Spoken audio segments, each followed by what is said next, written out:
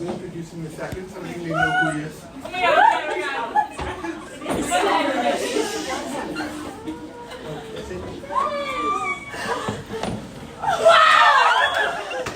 His wife is here. You got to behave. Here's the sheet. Okay. Everyone grab a sheet. Listen here.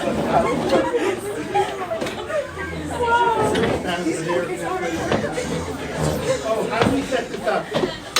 You want to do this? Yeah. Okay, ladies.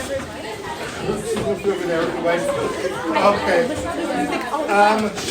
I want to let you know that I only met with Nissim 2 weeks ago at the wedding, and I've heard a lot about Nissim and his wife because my sister and my brother-in-law are rabbis in Seattle, and she told me a year and a half ago or so you went to go visit your mom. Pardon? His brother-in-law's a rabbi. My brother-in-law is a rabbi in Seattle. But I have to tell you something. When I was speaking to my sister today, I said, tell me something about Nissim. And she couldn't stop talking about you and your sister. And she keeps on saying whenever they're together, they're a riot. And she can't stop laughing. And I don't even know how to introduce Nissim. I guess behind every great woman, there is a man. And we all... Behind every man, Oh! And the truth of the matter is, the one thing that my sister said that she just remembers was the Mesiris Nefesh the blacks had. You and your sister and you and your brother-in-law the Browns. The Mesiris Nefesh they had. She said to me, Yitz, they were living in a basement apartment with 4 children while they were on their path to where they were today. Nissim was working in the kollel for himself and his family, and really the truth of the matter is, with all the movies and the videos, which obviously are part of your neshamas, but the Mesiris Nefesh that the blacks have and your sister and brother-in-law have for Torah is really legendary. So when I met Nissim at the wedding, I said, all the girls know your story. They see it on YouTube. And they heard you at SKA, and you heard you at HASK, and they heard you at all the different places. I said, but as a Torah teacher, can you leave her clothes? It's probably going to be schwitzing. I said, as a Torah teacher, I said, obviously, there's... Just turn it off and open the window. Are you hot, Nissim? I said, I will be. Okay, so we'll open the window. I said, as a Torah teacher, I said, obviously your artistry speaks to your neshama. I said, but I would love for the girls to know the Torah that speaks to your neshama. And when I told that to Reb Nissim, your eyes sort of lit up, in my opinion, and he said he wants to teach Torah. And I said, the girls just want to hear the Torah that speaks to your neshama. And I know that Nissim is, I don't know how you let him do this, because my friend Yossi Lanton, who's a student of mine, said they spent 24 hours on a bus. I said, Yossi, do you know Nissim Black? He said, yeah, Rabbi, we spent 24 hours on the bus going through Ukraine in a war zone to go to a kever for Rosh Hashanah. And I said, I don't know who's crazier, you or the wise, but I don't... But he said, obviously the Torah of Breslov speaks to Rav Nissim's neshama. And I even met the rabbi when I was in Northwest Seattle High School. That's your... Rabbi Brody. And he was really a fish out of water in that high school. And is it working over here? I can move here. I can move this way, and so that's what I asked Nissim to do. The only thing is, everyone is going to freak out and not in my class. So I asked him after the class, you give a 15-minute Bar Torah, no story, just a quick Bar Torah on this week. Something speaks to your neshama to the rest of the school, because they're all going to kill me for not being in my class. And Nissim is going to teach something from Likutei, from Eitzos Levorot. It's I guess Rav Nissim will introduce. I don't even know how much I know about Rav Nachman and Breslov in general with Nissim, so maybe you want to give like a 3-minute introduction just about what these Sfarim are. Okay. And we're just looking forward to hearing Torah from Nissim Black, and we can fly away. I have to say that. Hashem Melech, Hashem Malach, Hashem Milach, Olam Voed. We have to fly away. Huh? And we have clean water because there were nothing you should kind of coming. We really appreciate it. Is it filtered water? Yeah. Okay. Yes, it's filtered water. Thank you. I'm sorry. I'm stickler about the water. If anybody's boiled water, you're seeing the sitting at the end of it. So much. That was a cute introduction. It's very cute.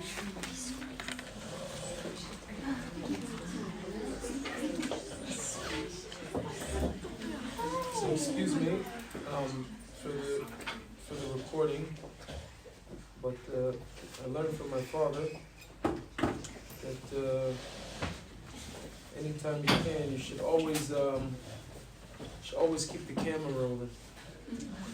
My father is Hashem. And the camera's always on. Camera's always on. Just try to make sure I have audio here.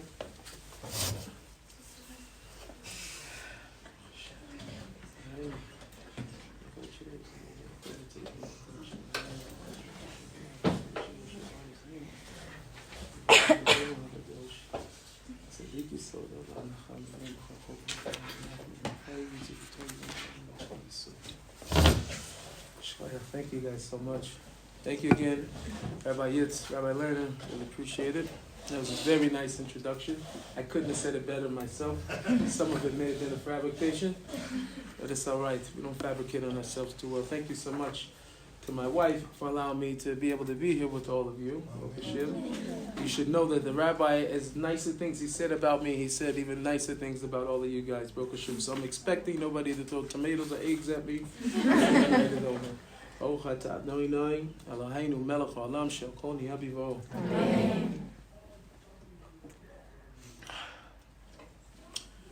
So, as the rabbi mentioned, the sefer here, he made me aware that there are a lot of ladies here who have the book Lakutei Eitzos. You guys familiar with the book Lakutei Eitzos? Yes, some people say yes, no. A very important book. So Eitzot HaMivrot was originally written in Yiddish by a Breslover by the name of Shimshon Barsky. He happened to have been, I don't know how many greats, but he was an Eidach of Reb Nachman. He was one of his grandsons. And he's also buried in Uman, right next to the grave of Avram Chazan. Avram Chazan was the son of a person named Nachman Tulchin. Nachman Tulchin was the main disciple of Reb Nassim of Breslov, and Reb Nassim of Breslov was the main Talmud of Reb Nachman. So all these things go back. I'm not going to bore you with all the Breslov history, but this book originally was written in Yiddish because the book Lakutei Eitzos, he felt, he could have clarified a little bit more of what Reb Nassim was saying for Yiddish speakers. Obviously, as from what I remember, he did all of this from memory. He didn't look in Lakutei Eitzos. He did everything that he remembered from Rav Nassim and from Rabbi Nachman's teachings, and he made Eitzot HaMivrot in order to bring about a certain clarity, certain behaviors. Also, by the way, if I say a word that you don't understand or something like that, let me know. And if you say something I don't understand, I'll also let you know. So, this book, to some degree, has been my lifeline. It's split up it's different than Lakutei Eitzos, where you may have certain subjects. This also has certain subjects. The subjects are different, but one of the things that are the same is the section of Hitkazchut, of self-strengthening. And Rav Nachman, one of his biggest things is that for anybody to ever ascend the mountain of holiness, they had to have this ability to strengthen yourself, even at a time where you feel like you have nothing left.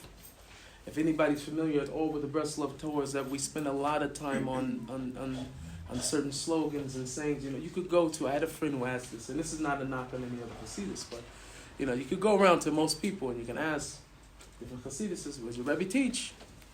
You may get the same thing that every other rabbi teaches.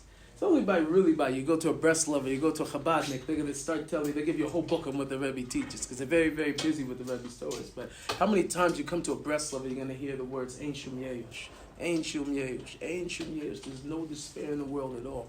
This was Rebbe Nachman for whatever reason, even if this wasn't at the time what it seemed to be, would have seemed to be the main thing of Rebbe Nachman's stories. This is what came out. More than anything else, the whole world is living and thriving off of Ein Shum Yeyush, whether they know it's coming from Rebbe Nachman or not. I like to begin with the Navi.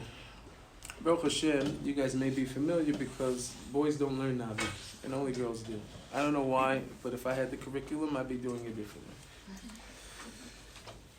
There's a pasuk in Amos that says, that Hashem says through the Navi, he says, behold, the time is coming when I'm going to send a famine into the land. He said, but this will not be a famine or hunger for bread. He says, rather, it's not going to be a hunger for thirst, not even for water. Hashem says, but rather, I'm going to send out a famine for Divrei Hashem, for the word of Hashem. In other words, people are going to be looking for my words. They're going to be searching, but they won't be able to hear me. Hashem is going to conceal himself, like he says also in Devarim, that you will search for me, you'll look for me, but you won't find me.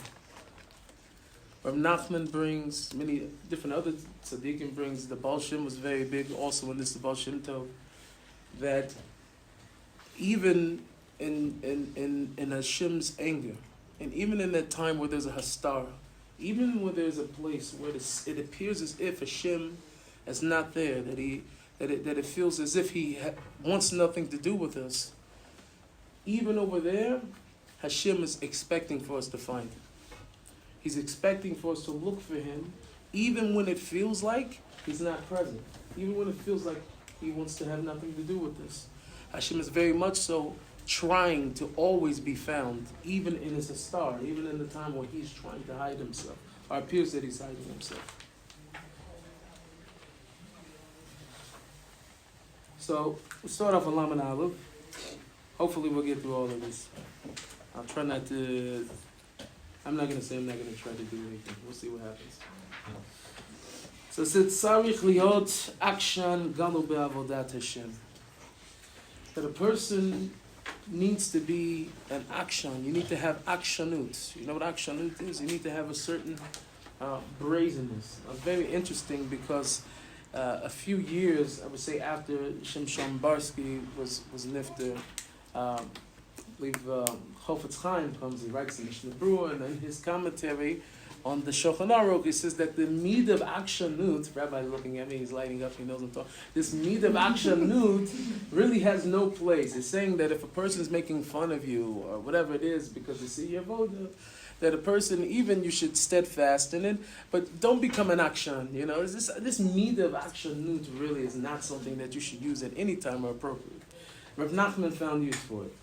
He says that a person has to be an akshan, and you need to be stubborn when it comes to serving God. You have to be very, very stubborn. Hainu, what are we talking about? Tzarich lichazek biyadut v'lo li'itbatel mipnei shum meniah. Meaning that a person needs to strengthen themselves in their Yiddishkeit, and you're not allowed to back down because of any obstacles. No obstacles. Because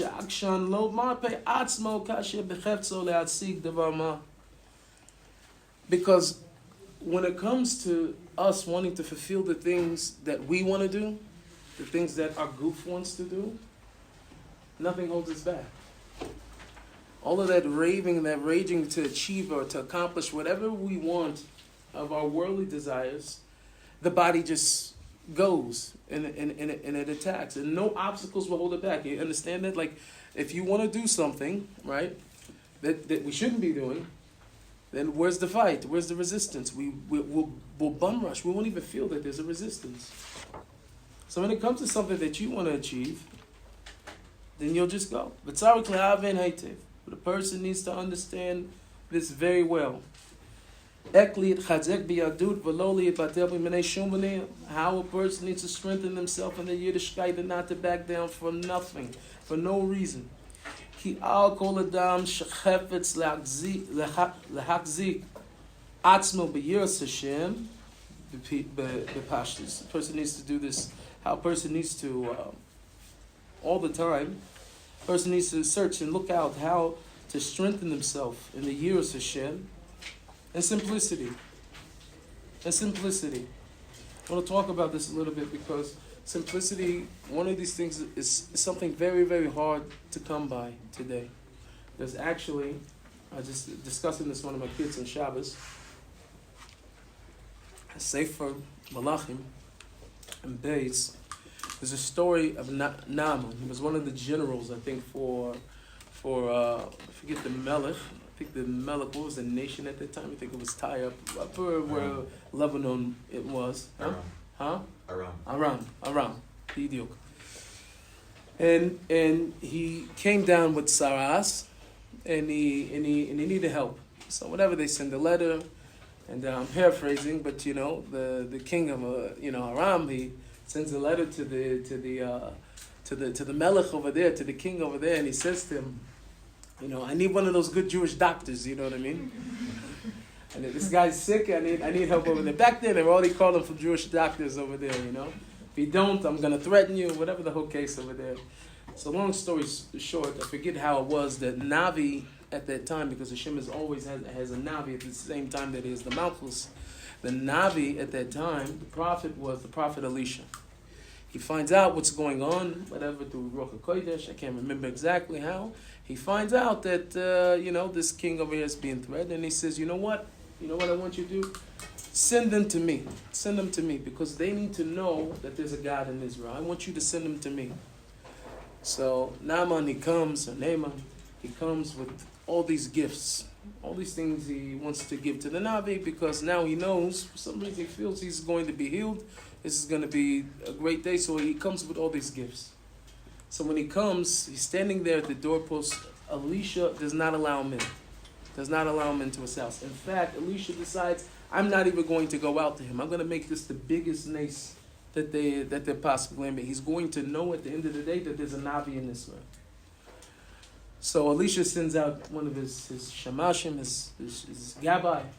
He sends him out and he tells him, I want you to go mikveh, go tovel 7 times in the Yarden. And after that, you'll be fine. You'll be healed completely. So Naaman, he's sitting there and he's thinking, and he can't help himself but to say, what's with this guy?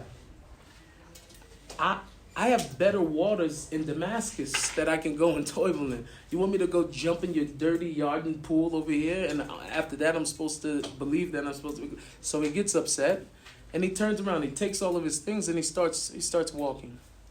One of his assistants comes over to him, and he says, I'm sorry, but can I ask you a question? Naaman says, yeah, speak. He said, now if the Navi would have asked you to do something much more difficult in order for you to be healed from your tsaras, would you not have done it? He says, yeah. He says, well, he's just telling you to go jump in the Yarden. Why are you leaving? Because it's not difficult. So the story is, he jumps in the Yarden 7 times, and it comes out, and it records over there that his skin was like the skin of a baby. He went to the Yarden, not the Yam HaMelech, right? He went to the Yarden, and it came out. Pashtus. We have a big issue that even when it comes to serving Hashem, which is the most simple avoda, there are levels and madrigas, but we want everything to be complicated. And at the moment when it's not complicated anymore, then we feel as if we're not doing nothing. Or we're ready to give up because there's no complication. And Hashem is asking for simplicity. Serve Hashem with simplicity. Hani lo yavor lavor al shum mitzvah, in that a person doesn't want to create any averas. They don't want to pass up on any mitzvahs. Lo la'asot shum avera. They don't want to do any averas. Afilu adam katen ve'aguroi v'yoter. Even if you're a small person, you don't have to be a big person. You don't have to be the tzaddikus of the generation, the tzaddik of the generation. It's not important. Im chofetz lehachzik atzmo b'yiras Hashem ukim atorah chayav la'avor alav aliyot v'yeridot. But if you want to take it upon yourself to go on this journey and on this mission of tachlis, why we're here, is to come close to Hashem, to know Hashem, to serve Hashem, and to be with Hashem, then you must know this, that it must happen, and not that it may be, it could, maybe, that it must happen, that you're going to have times when you're up, and you're going to have times when you're down. It's inevitable. You must know this. Even if you're big or if you're small, that if you want to do this, you're going to have ups and downs. Chayav, he says. Hainu. Kamapanim, hu nofel min, hisayrus. What does it mean that we're talking about these ups and downs? He's saying that sometimes you're going to fall away from your hisayrus or your hergish. Meaning that fire that I had when I first became a Baal Tshuva, that fire when I first became a Ger Tzedek, when I first was illuminated to the fact that there was a Torah, there was a such thing as Shabbos, and all that fire it's going to leave you. It's going to go. Meaning that at some point in our relationship with Hashem, we have to be at a place where we feel completely orphaned, neglected, and rejected. We're going to get to why. Don't be upset with Hashem. But we have to get to a place where we can no longer feel. What happened to that fire? What happened to that spark, that sense of the vagus that I have with Hashem? What happened to it? It's no longer there. And he's saying that this absolutely has to happen to a person.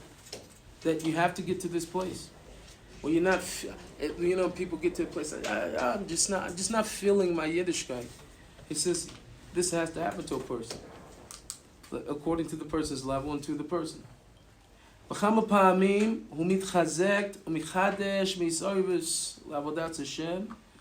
many times a person is going to be, a few times a person is going to have to strengthen themselves.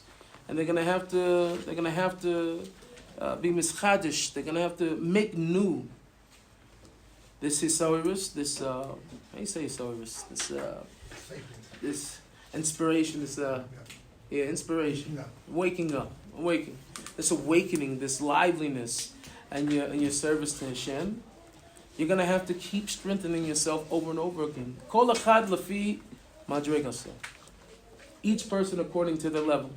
When I'm saying it to us, there's people that are much bigger than us, and for them it means something else, but they still have to go through it on their level.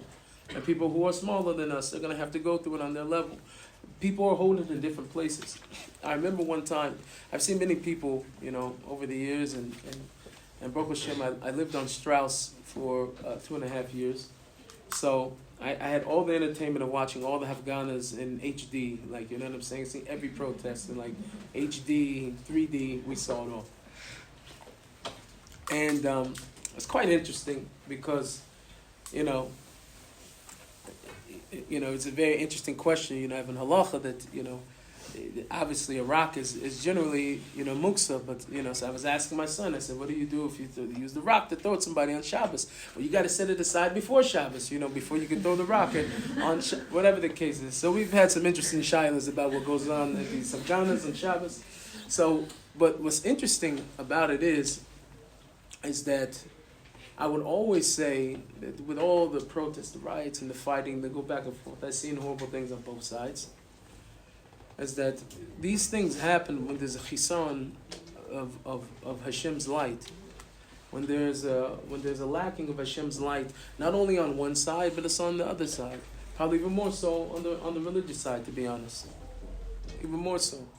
Because the chesed Hashem, any person who knows, who did not grow up this way, I know I did not grow up this way, that nobody threw a rock at me for me to keep Shabbos.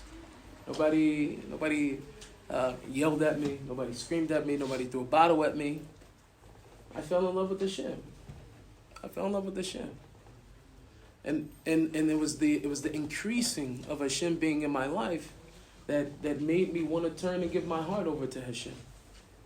I don't know what I would have did if somebody would have threw a rock at me. I probably would have threw one back. But the emes is that Hashem's way is always through a way of love and menucha And sometimes we find ourselves in a place where we can see things happen in the world, and we're saying, Hashem, what's going on? This ain't you. This is not you. This is not you. So what do? When we feel dejected and we feel like Hashem's not there, we feel like there's a chisaron of Hashem in our life, and we don't feel so close to Hashem. Reb Nachman's way was always to be the way of Chizuk. Reb Nosson says, I think in Chaim, or no, it was in Sikus Aran, I believe he said that it was never the Rebbe's way to give us tochacha. It was never giving us rebuke, running around giving us rebuke. He would say things on the way of remez, like he would hint to things, but he would never say them out straight. But the Ikanakud of the Breslov Torahs, that especially as they're being given over today, is a way of encouragement, to constantly encourage yourself. And the Ramchal says, even the Mesilat Yesharim, that the tzaddikim, the righteous ones, it's as if they went through this maze.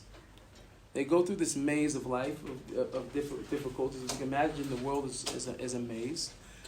And they've completed the maze. And after they finish, they stand up on top and they're telling you, yelling to you how to go through, how to get through. So Reb Nachman's telling us over here that you're going to see things, and you're going to experience things, and there's going to be a chisaron. It's going to feel as if Hashem is not present. But keep pushing. Because a person has to know. Kol echad lefila madrega, they're adrega. The ovrim alav, harbe nisyanot, miniyot, beruchniut, and begashmiut. Begashmius, beruchnius. That you are going to have, we are going to have obstacles. We're going to have things that are not going to we're going to have many tests. And they're not only going to happen to us in our spiritual sense, but they're also going to happen us in a physical sense. We have to go through these things. And we see this is the way the world operates. But the question is still like, we're wondering, Hashem, why does it have to work this way? I tell Hashem this sometimes. I'm big into his body to this. So I tell Hashem, if you're omnipotent, omnipresent, omniscient, Hashem, you don't have to follow the rules. I don't care. I know what Reb Nachman says. I know what all the tzaddik. I know about all the shkoyach Hashem. But you don't have to follow the rules. Why are you following the rules? Why are you following the rules? I need you right now. Hashem, I need you right now. But tzarich ledat. But you need to know. Shelefamim mashlichim et adam me'avodat Hashem min hashamayim. That these are not just these obstacles and different things that you're seeing, whether it is with panas and chas v'chalila, with sickness, or somebody that you know was hurt, all the different things that come upon us, and all the different stresses and worries and sorrows that a person can have. That you need to know that sometimes Hashem is designing this mamish from heaven. That Hashem is saying, okay, unplug right now, unplug. And the question is, why, Hashem, why are you doing this to us? Why are you making us fight like this? Why are you making us have to go through all of this just to find you, just to look for you again? And the danger of it is that unfortunately, for a great deal of people, it's hard to overcome this. It's hard to overcome this feeling of, all right, well, it looks like I tried. It looks like Hashem's not so interested. And they get to a point and they give up. And this is why Reb Shimshon, this is why Reb Nachman, Reb Nosson was so big on you understanding this midah of hit chazchut, self-strengthening and self-encouragement, because the way that Hashem designed this is that we don't understand we don't understand the light that's at the end of this tunnel. Because check this out right here. It says that Begashmis Baruchnis is going to do this. Hashem's going to send this down from heaven. Hainu Hashem Yisbrach Misabeb Ladam Le'aved et ha'hergesh v'chayus, ha'eschiyus, the Yadut. Hashem has taken away the hergesh in the chiyus. Bigdei Shit Orer. Why is Hashem doing it? In order Shis Orer Mechadesh V'yitchazech B'chayus or B'chayut Chiyus Hashem is saying to you, why am I pulling the plug on you right now? Because listen to me right now, because all of you guys are going to be Ishes Chayil, Bezat Hashem, you're going to be married, Bezat Hashem, and we should be zocha that me and my wife should be at least the weddings that happen here in Israel. Okay. Listen to me. Hashem is saying, I don't want you getting used to me. I want the relationship to stay fresh. I want that new love. You remember what it was like when you were that small maiden that followed after me 40 years in the desert? Hashem is reminding Klal. You remember that? I want that type of love. I want that love that when you first heard about me, when you first knew that the Torah was emes, when you first knew, Hashem says, I want it brand new. So in order for me to get it back from you brand new, I'm going to pull the plug. I'm going to put you back in that same state of darkness and astara that you felt before you knew me the first time. Only because I want a new love. I don't want you to ever we need to rekindle the flame. Rekindle the flame. Say this, me and my wife, Baruch Hashem, we've been together 18 years, Baruch Hashem, since we were in high school. I don't advocate for starting shidduchim in high school, but each person has their different circumstances, and that was mine, Baruch Hashem. I wouldn't change it. But you have to find ways to rekindle. And Hashem is saying that I want you to rekindle the flame with me. Get to know me again. Fall in love with me brand new. This is what Hashem wants from us. Lachen, sarich, litchazek, hitchazkut, gedolah b'yehudut. So because of this, you're going to have to strengthen yourself with a lot of self-encouragement. A lot of self-encouragement. In your Yiddishkeit, v'lo lehitbatel mipnei shum maniyah. He's warning you. Hashem is saying, I love you, but I have to give you these obstacles because I know what's best for you. And I know that once you go through them, you're going to have a brand new love for me, and I'm going to give you a higher love than what you ever knew before. And you're going to be on a much greater level than what you were before you got to this low point. But Hashem is saying, don't give up. Do not give up. Whatever you do not give up. Trust me. Trust me, it's going to be something that you could have never imagined before in your life. But Hashem is saying, but you have to trust me. You have to trust me.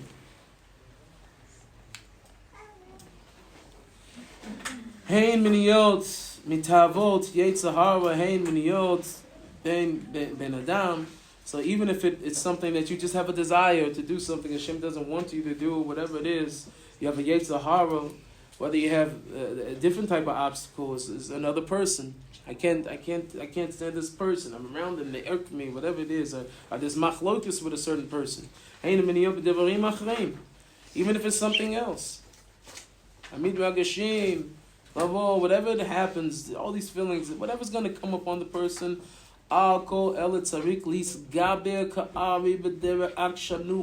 you need to strengthen yourself like a lion. Like a lion in pursuit, you have to strengthen yourself like a lion, with akshanut, with brazenness, with stubbornness, as we explained before. But lizkor heitev, et midat hitchaschut, k'mava b'siv zeh, kimina zo nechut zetami b'chol zman. He's saying here, and he says also all throughout this section of hitchaschut over here, that this eitzah that he's giving over here, he's saying to you, and I can only tell you this because I live with these Torahs, I live with them in my life. He's not saying maybe. Sometimes you tell, a person, you want to give him good advice, but you can't tell him it's me'akuz, you can't tell him it's 100%. The tzaddikim, Rav Nachman is telling you it's 100%. Bavadai, Hashem is going to hear your call. Hashem is going to sweep in. He's going to be there for you. Because Hashem will not let any person who's really striving to come close to Him hang out to dry. It's not who Hashem is. The tzaddik is revealing over and over again. Do not back down. Hashem will not allow you to go without this kashrut. He's not going to allow it. So you for sure are going to be heard. Lama Beis. Gam tzarik ledat v'lizkor. Also you need to know this. Shekama minei nefilot, yeridot, bilbulim, nesyanot, miniyot tzarich, la'avor v'lizbor lifnei hakanisa l'shari hakedusha. You need to understand that a person has to go through many different downs, yeridot, bilbulim, confusions. You're going to be confused at time, which is probably one of the worst things in the world. There's almost nothing worse than not knowing what to do, right? This is all a part of these manias, part of these clouds. Yes, you know you're going to be tested. All these things have to come up on the person before you're allowed access into what is called the Shari Kedusha. I'm not going to go deeply. There's many different ways on how to go into what the Shari Kedusha is. Some things I'm qualified to tell you, which are elongated, and things I'm not qualified to tell you because I don't know how to tell you. But to enter into the Shari Kedusha, I always look at it this way. And I say this to Hashem, there's many different, I for myself, I run around a lot to go try to meet different tzaddikim and righteous people in the generation, rabbis, rebbetzims, whoever I can go get a bracha from, wherever there's a light on, I'm running there. And I spend a lot of time, I try to do every single day, at least 1 hour, where I'm talking to Hashem in seclusion. Rav Nachman was very big on his bodhidas. And one of the things that I tell Hashem is that, Hashem, I know for sure that you love me.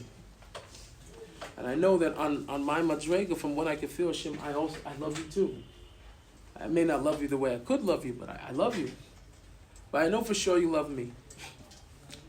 But even still, I know and I feel there's places, Hashem, in your heart and in your palace I haven't been into, and I want in. I want access. I mean, Hashem, as much as I know you, I know that I can know you more. And I don't know what I need to do to achieve it. I don't know what I have to do in order to get to that place. Hashem, but I want in. I want into that place.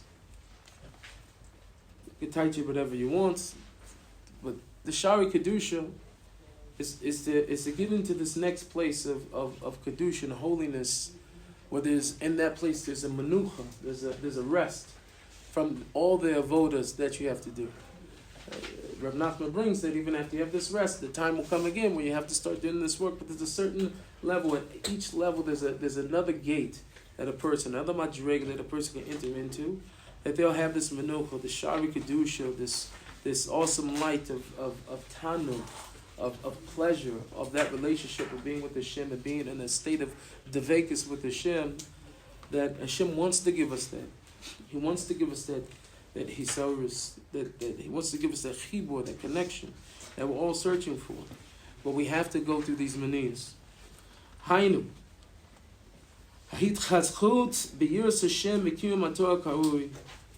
person is going to have to strengthen themselves in this self-encouragement and the yiras Hashem and the observance of the mitzvahs in a fitting way. But know this is very big. This is very big. Mark this, write it down. V'chol hatzadikim, v'reim, amitim, avru meniyot rabot v'nitzrichu, lisbo nisyanot. This is not just for you. You look at somebody who's achieved what you want in spirituality. He's saying they went through this. They felt dejected. Think about it. It's the ways of the world, honestly.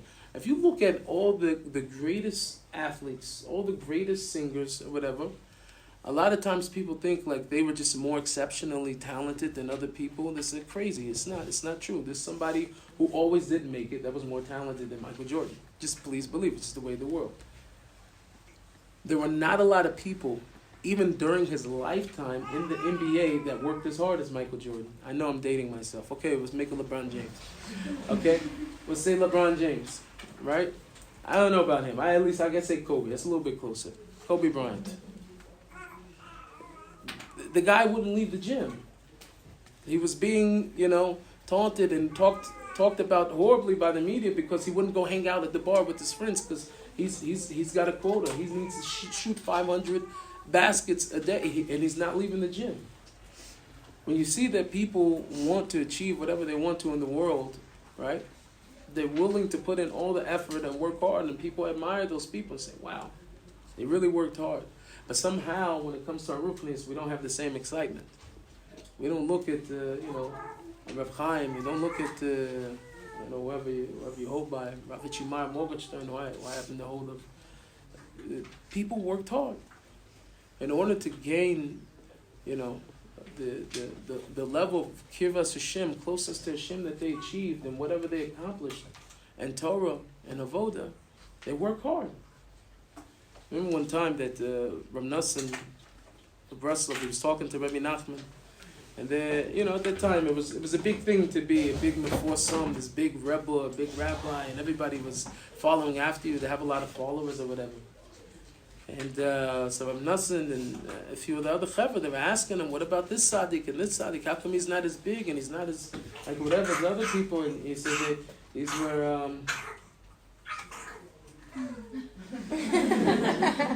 still in the show. So he says over there, there's these other tzaddikim and they're and they put in a lot of avoda. How come they're not as recognized? How come they're not as big? And Rav Nachman's answer was, they didn't work that hard. This didn't work that hard. The truth is, it's the work, it's the pushing, it's the fighting to know that Hashem, you are important enough for me to give my all. You are important enough for me to put in every single bit of effort that I can to get to know you more, to become a better Jew, to become a better person, to become a better chaver, a better friend. Hashem, you're worth it. You're worth it. When it comes to the rest of the world, we do it to college, and stay up late, and do whatever they have to in order to get their grade. They'll cheat, whatever they have to do in order to get their grade. They fight to get it. And then when it comes to coming close to Hashem, when it comes to, I'm not so whatever, I just want to be a good Jew. With the same enthusiasm when it comes to Hashem.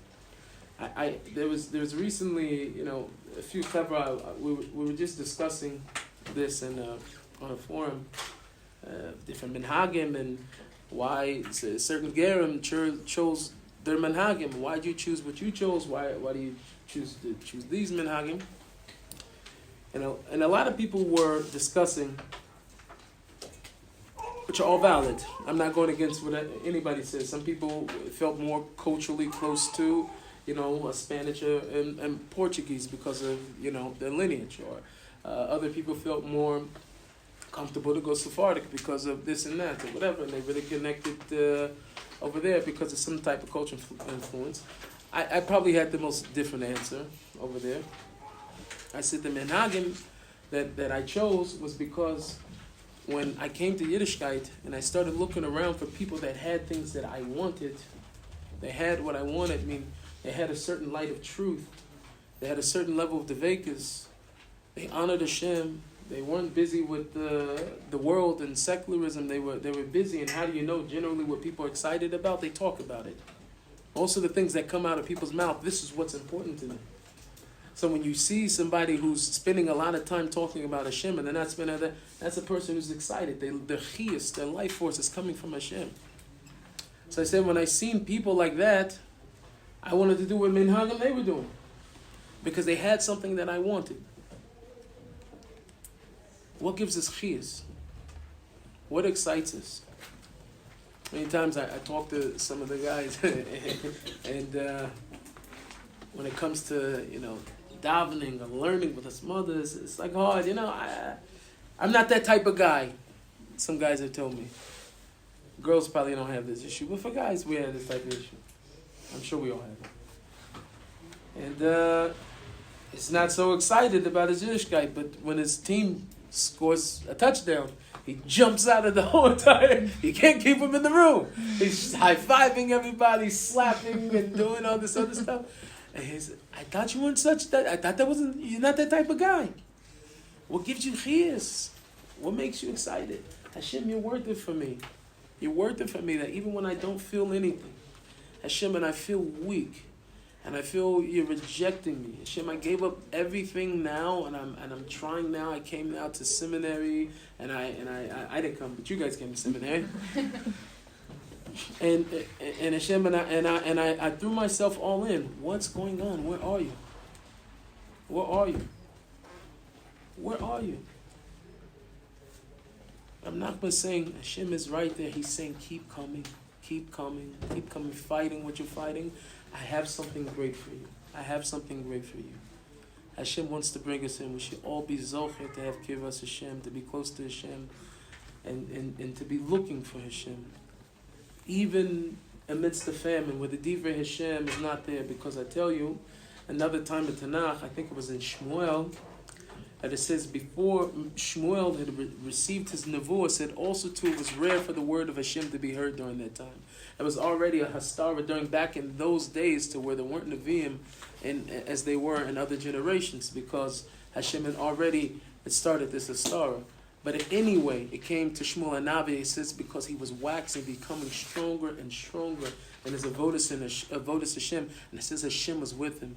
I used to read Tanakh all the time, and I see after David HaMelech, after Shmuel, I said Hashem was with him. I said, Hashem, when they write the book on me, what they say, and Hashem was with Nissim, and Hashem, he was with Nissim. That Hashem is with us. We should be zocher that Hashem should be with us. We should know that Hashem is with us. It should waken us up. And we shouldn't have to wait too long to feel that awesome closeness and that hergish of Kibbutz Hashem and the Devekus to be with Hashem. And as that Hashem, we should experience it when Mashiach to the Canaan. Amen. I can open up for questions, Rabbi, if you want to do questions. Whatever you want. Girl, the next question. No question is a bad question, except for the one that wasn't asked.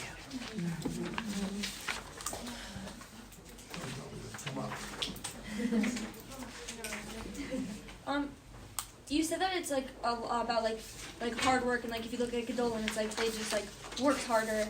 But at some point, like if someone's born to a Gadol and then they're learning Tanakh since they were like 1 year old, and then like, that's what their household is, then they do have like a leg up. Like it's not just about hard work. So Rav Nachman said that it says in Sichos Haran that he would hate when people would say that he reached the status just because he was the grandson of the Baal Shem Tov. So he said that, and I heard by many other different tzaddikim something very similar. Rav Nachman says that I achieved the level I achieved, he says, because I worked hard.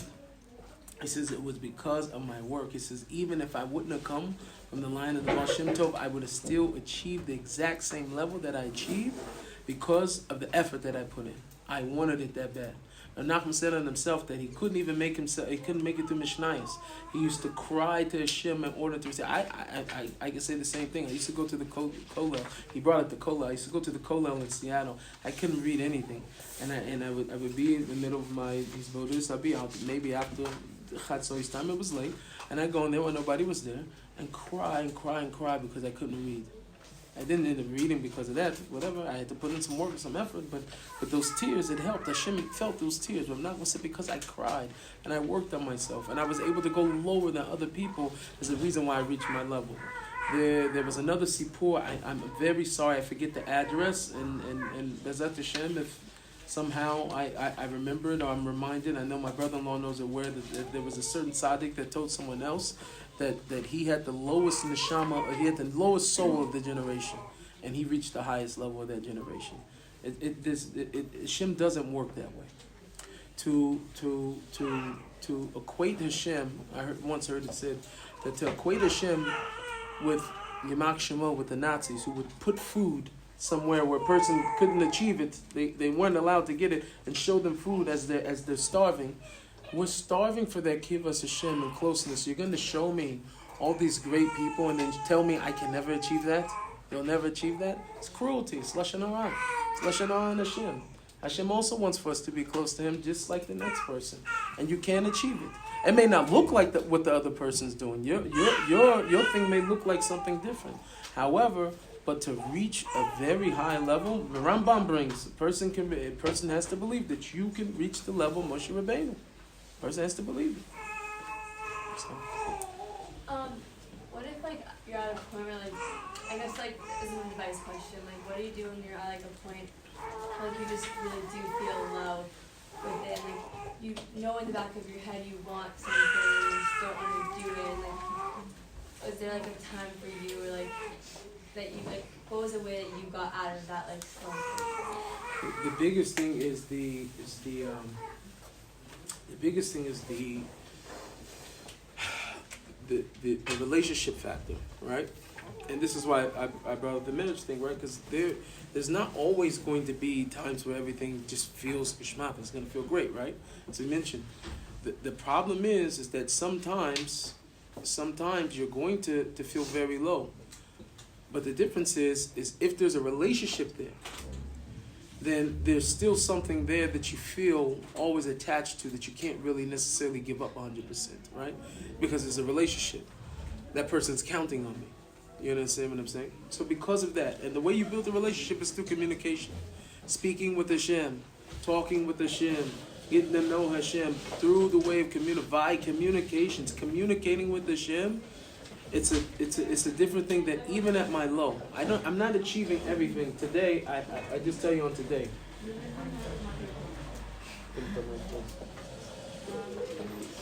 You guys are so early. So early. So even today, I had so much to do. I have a certain seder of Torah that I learned, and I fight tooth and nail to make sure that I'm in the base midrash because I want to learn that. I travel a lot for work, and so when I'm here and I'm home, I want to be inside the base midrash and I want to finish what I had to finish. I cannot. I had some emergencies, different things I had to tend to today. So, what does that mean? Say it happens, God forbid, tomorrow, and the next day, and something else pops up, and the next day. I'm living with Hashem. I have a relationship with Hashem. I tell him, Abba, you know what I want to do. You know what I'm trying to accomplish with you. But this is you. You fix it. Fix it. Abba, fix it. I want to be with you. I don't want to be busy running, schlepping, dropping off the kids, pick up here, and this emergency, this, and I have to handle this. I have to call this person. Hashem, I don't want to do that. But you're sending me to do that. But you still know I love you. And Hashem still knows I love him because I'm spending time with him. The main thing is that the more and more time you're spending with Hashem, the more and more you'll get to know him. And the more and more you'll feel less. Somebody had brought up to me a few weeks ago, I forget where I was on tour, brought up Avram Avinu and how much love he had for other people, the Chesed Abraham, as we say. What's interesting is that Avram Avinu stops his Devekus, his time with Hashem, because he sees some Bedouins who need help. So he says, Hashem, hold on, I'm sorry, I gotta go. I'm gonna go tend to these other people. Now most people look at that and say, wow, look at the chesed of Avram Avinu. But if you really think about it, any person that's on that type of level, that type of relationship with Hashem, means that they will also have a certain year and pachat. They would be afraid to tell Hashem, hey, I'm busy. Like, who would say that to Hashem? Only a person who knows Hashem. You look at Eliyahu and Navi, who completely broke the rules.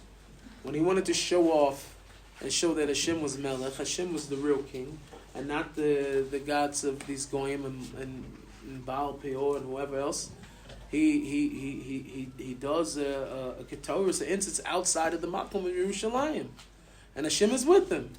Not necessarily according to halacha, he broke halacha, but Hashem was with him. Now, I'm not giving any excuse. We're not breaking halacha because we got a relationship with Hashem. I'm just using it as an example for a person that on that type of level, looking at Avram Avinu, he had a relationship with Hashem. He knew he can say that to Hashem. Hashem, I'll be back. I need to go tend to this person, because he knew Hashem. Moshe Rabbeinu threw himself on the floor. Hashem, blot me out. You want to take them out? Hold on, Hashem. I told you I didn't want to go. I went. I gave up everything. I went. I come back and I went to people. Now you're going to destroy Hashem? No. Take me first. Take me first. I'm standing here. Hashem, because I know your heart, you really don't want to destroy this people. I know you. He had a relationship with Hashem.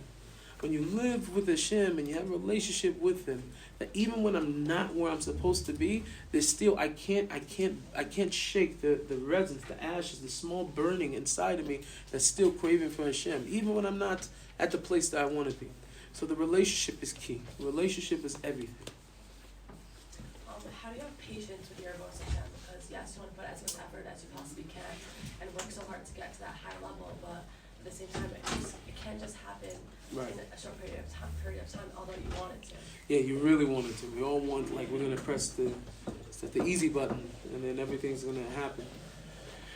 The patience is a development that a person has to know. You're going to always have to have this. There's going to be times, even he also brings here, I think it's 17, that at some point, and we say this during Marv, right? We're asking Hashem to move the Yetzer that's before me.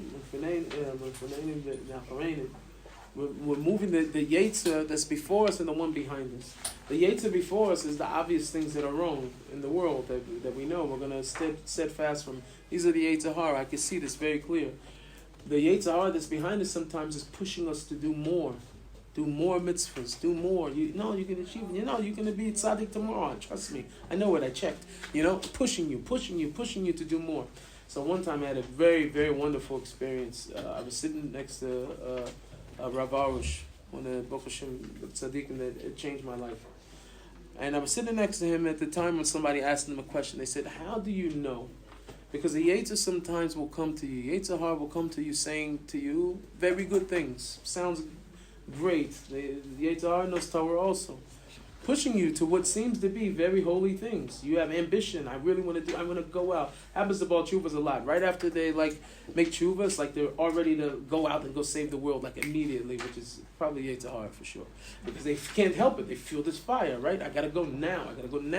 And I got to tell everybody about this wonderful thing of Hashem. I'm just using this example. There's many other different Yitzrei Haras that look very good. Now, this person said, how do I know, Rav Arush, how do I know when this is the Yetzer Hara? How do I know when it's actually from Hashem?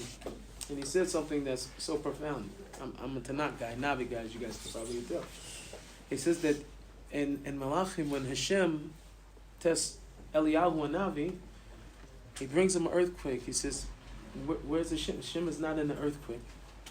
Hashem is not in the wind. You have to look this up in Malachim. I forget what it is, but I think it's the first Halak. And there's these crazy things happening to Eliyahu and Navi, and he's saying, no, Hashem's over here. And Hashem says, no, I'm the small, still voice. I'm quiet. And Rav Arush said that whenever it's the small, still voice, says this voice of the Yetzer Hara is pressure. Now. You got to do it now. Now. Go do it now. Run now. I tell people all the time, even because I wasn't trying to go into the sugi. A lot of people trying to get rid of the old CDs. That was one of the first things I did. I remember I made sure I went and dumped all my CDs in the dumpster, trash can. That's when CDs were still a thing. I'm dating myself again. But anyway, that was one of the first things I did. Now, a lot of people over the years, I realized that you can't run to go do the holy thing without doing the main holy thing. The main holy thing is having a connection with Hashem, right? And being as close to Hashem. There's a certain amount of pain we shouldn't feel as we're ascending the ladder of holiness and coming closer to Hashem. There are some things that will be painful, but a lot of the things that are basic, I always say, by the time I came to Shabbos, by the time I came to kashrus, I didn't feel any pain from cutting because I didn't try to do it forcefully. I was in love with Hashem so much, I was looking for the next thing I could do to please Him. I was just looking for the next thing. There was no pressure. Nobody was pushing me to do anything. I didn't push myself to do anything. That you have to listen for the small, still voice. The small, still voice of Hashem. That usually that loud and pressing voice is not the voice of Hashem. That Hashem wants us to do it in manuch. He wants us to come close to us with a certain manuch, a certain yeshuva das that we're supposed to have in our avodas Hashem. So, any more questions? When everything's good and you have a connection with Hashem and you're feeling it, you feel connected, how are you supposed to be okay with knowing that at one point you won't feel it again? Very good. So as it says in Lekutei Halachot, Reb Nissim brings, you guys heard a question, when you're up, how do you not deal with the fear of like, okay, I know that a down is supposed to be coming at some point, so like now it destroys the up, Yeah. because like now I'm anticipating that there's gonna be a time where Hashem is not gonna be so gewaldic. So Rav Nasser says like this. He says that in the Torah in Bereshis, in the Parsha, not Miketz, before Miketz, in the dreams of Paro, maybe. Okay, Paro has a dream. Paro sees these seven, straggly, skinny cows. Eats the fat cows. Everybody knows, very familiar with these dreams. This is Judaism 101. So he says that Yosef HaTzadik, when he brings that you're supposed to store up all of the good and all of the shefa, the 7 years of shefa, because after it is a drought. So he says the same thing in Ruchnis, in our spirituality, that when I'm up and I feel that closest to Hashem, hold on to this. Remember this. Because a time is going to come where your Yetzer Hara is going to convince you that it doesn't even exist. Hashem's like, what Hashem? You had Dimyonis, you had everything. He's saying, hold on to it at that point that you're in it. Enjoy it. Love it and hold on to it. Make a mental mark. It's a very good thing you guys write stuff down, so that's good already. To write down that on such and such day, I had a kesher with Hashem, and I remembered it. I have notebooks at home of tefillahs of me crying to Hashem. I look at them now, and I'm still crying, these tefillahs that I wrote to Hashem years ago. But I wrote them, and I have instances. I had to make one time a crazy decision in my life, and it was only crazy because I took the crazy decision instead of the normal decision.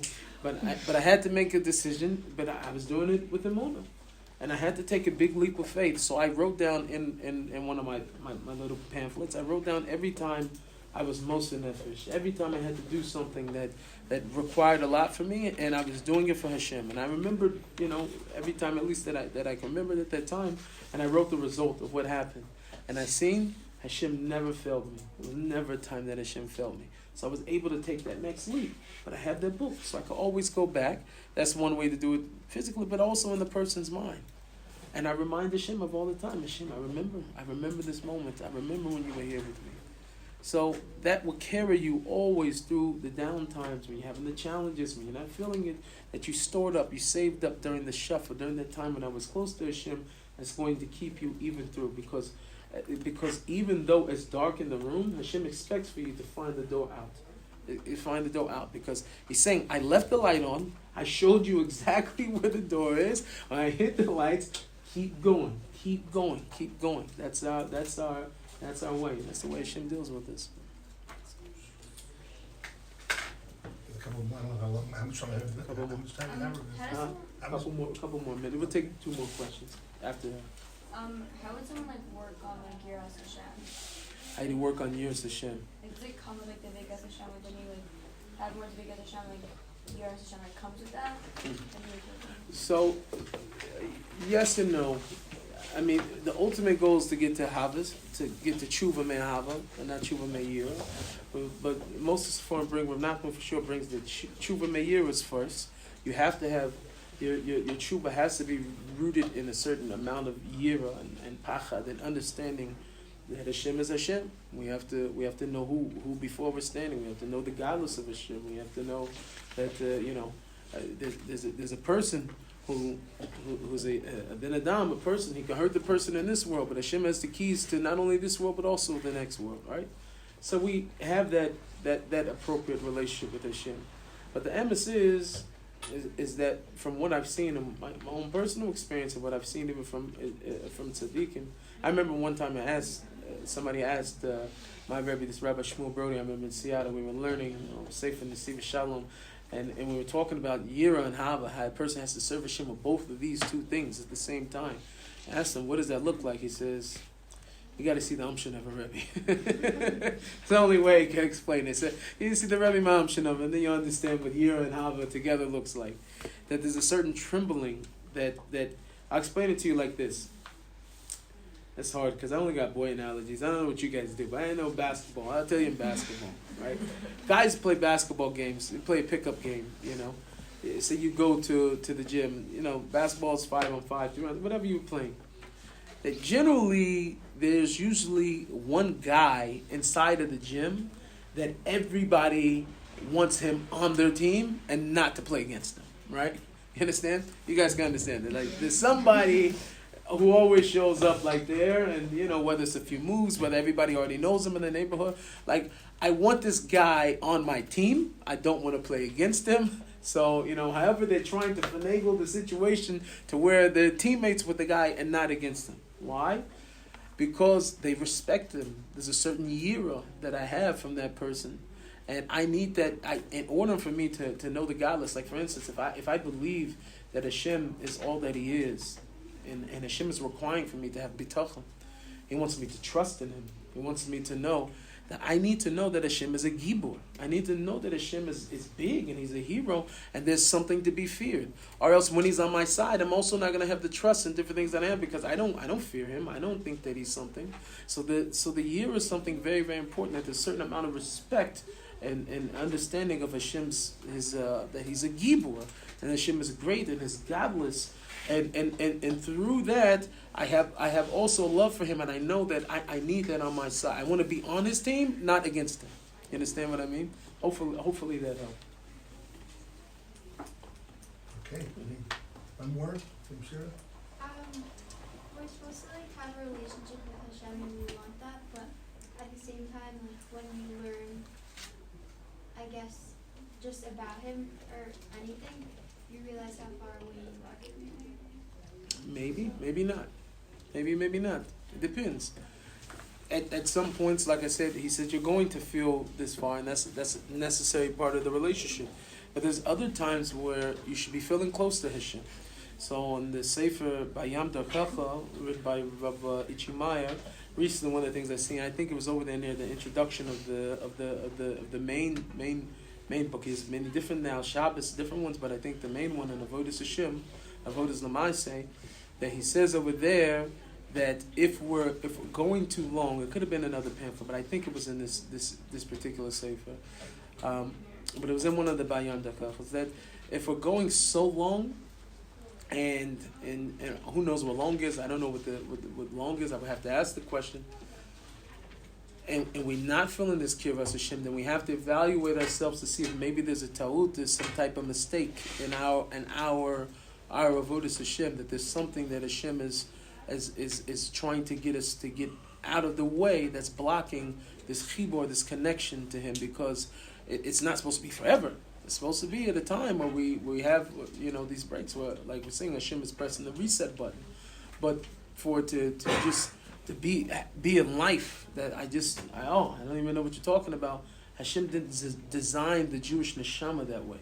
And one of the reasons that He brings over there is that we can tell is that what do we do when we're not looking for Hashem? We're running after tanug, we're running after pleasures. The whole world is built on what's going to pleasure me, what's going to give me the greatest tanug, the greatest pleasure. And he says, and we're wired that way is because that we're searching, the Jewish neshama, the neshama itself is searching for this pleasure, which comes from this connection of Hashem, the certain tanug and the vekas, this hergish that we're supposed to be receiving from Hashem. So this starvation that we usually fulfill with physical things is really something spiritual that we're craving. So if we're going through life and we're only connected to the physical and not the spiritual, we're not feeling that connection to Hashem, then there's a ta'ut. There's something Hashem is saying, with these things we have to move.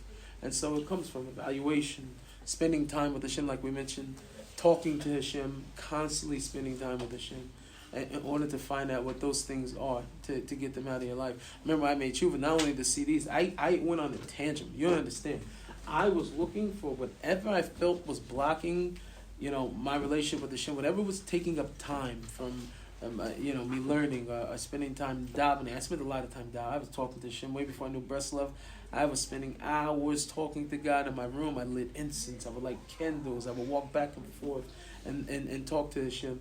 And whatever I felt was in my way at that time, I got rid of it. I remember selling my Xbox, I sold my TV, my cut-off cable, the internet, everything. I went ballistic. I didn't even know I was going to convert to anything yet. I had no idea. A Yiddish guy, I wasn't keeping Shabbos yet. But I wanted Hashem, and I wanted closest to Him. So I was looking for, this is in the way. It's got to go. It's got to go. It's got to go. and I wasn't after, and it was so endless because there was nothing for me to. There was nobody around. There was no community for me to fit into. I wasn't thinking. I just wanted Hashem. I just wanted Hashem. And we have to get to that place where Hashem, I just want you. That's all I want. I just want you. I just want you. And Hashem for sure, Hashem, Avadai, as we said, Hashem's going to show up. He's not going to leave a person high and dry. But you have to fight. Keep pushing. Hashem is going to show himself. Thank you guys so much. Appreciate it. First of all, thank you so much, Nissim. I really, when you said you were going to do this for me, I didn't want to say anything to the girls because I just wanted to make sure this is happening. Okay. First of all, we really appreciate you coming. We're going to take a picture now. Yeah, for sure. And the girls the girls really want to know two things, Reb Nissim. Number one, is the blacks take Shabbos Kes ever? Everyone's asking me. I let my wife handle the. We do take gas, but it's not. And the girls want to tell us, is there one way you can give like one course if I'm going to fly away?